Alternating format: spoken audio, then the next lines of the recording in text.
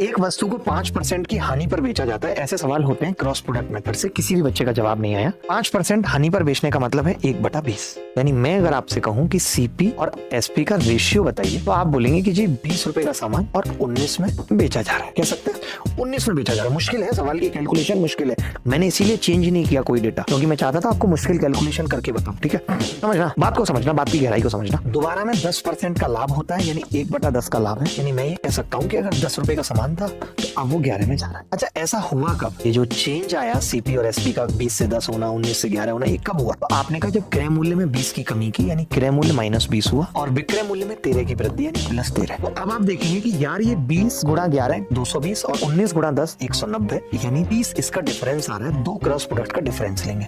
आपने कहा कि जी 10 की वैल्यू 130 और 11 की 220, तो कितना हो जाएगा? 130 प्लस 220 350। मैंने कहा यार ये 0 से 0 कट गई, 1 की वैल्यू कितनी आ गई? तो आपने कहा 35/3 आई। अब देखिए होता क्या है कि कैलकुलेशन को भी आसान बनाना है, क्योंकि हमें 19 की वैल्यू निकालनी है। थोड़ा मुश्किल होता है 19 की वैल्यू निकालना, इतना भी आसान काम नहीं है। यहाँ से वो भी मैं, लेकिन इसको ऐसा तो लिख सकता हूँ दोस्त, मैं इसको 12 - 1/3 लिख सकता हूँ भाई, क्योंकि 36 12 होता है। तो 19 की जब वैल्यू निकालने की बात आई तो मैंने देखा 19 गुणा 12 भी आसानी से निकल जाएगा। 240 में से 12 तो 228 से कम उत्तर आएगा। एक बात पता चल गई। अच्छा, 19/3 की जब बात आई तो ये भी पता चल गया कि इधर 0.33 आएगा, 228 से कम आएगा और 0.33 घटेगा तो उत्तर के लास्ट में 0.66 होगा। ये भी बात है, वो एक ही ऑप्शन में है 3।